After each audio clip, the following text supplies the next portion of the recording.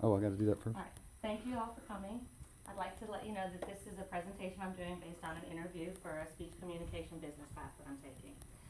And I was asked to interview someone, so I chose to interview Brad, and I was asked to interview him on something he enjoyed, so naturally I picked sports.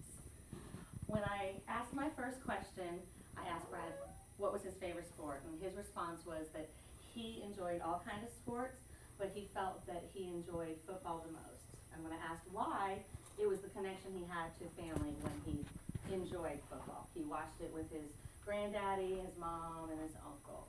And for most of us, that's true. I think that there's a connection between family and sports that we've been introduced to. One of the quotes that I had found while doing my research was, faith, family, football. And if you think about it, there's someone that has been in our lives that has introduced us to a sport. So most of us, it might have been your grandfather playing referee on the sofa when he's watching the Sunday games. Or perhaps your brother took you to his hockey games. Maybe it's you're a Suns fan, and during the summer it's something your whole family goes to do. You go down to the stadium, and the smell of popcorns and peanuts and the seventh inning stretch does something for you.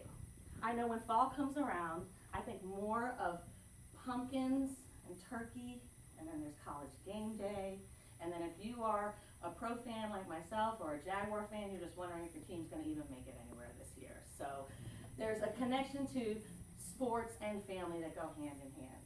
My second question for Brad was, well, what would be your second favorite sport? And he said baseball. And when I asked why, his prompt was, it's a thinking man's sport, which I really didn't understand. For me, a collection of people on a team working towards a goal of winning is a team sport. But if you watch baseball from beginning to end, all 9 or more innings of it, you can see that there's some strategy to it. There is a strategy when a player goes up to the mound. There is strategy when a pitcher comes in for closing.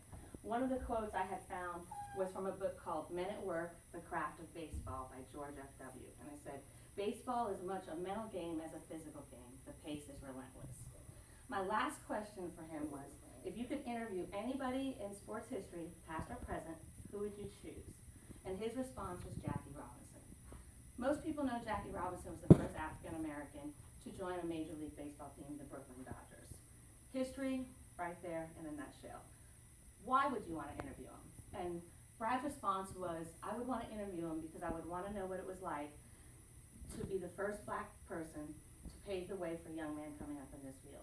And not only to be that person, but to have that much stress and that much pressure while still actively pursuing a career.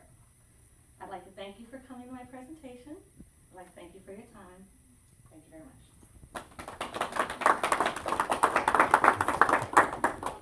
Now you just gotta show that you're all still there. Everybody? Yeah?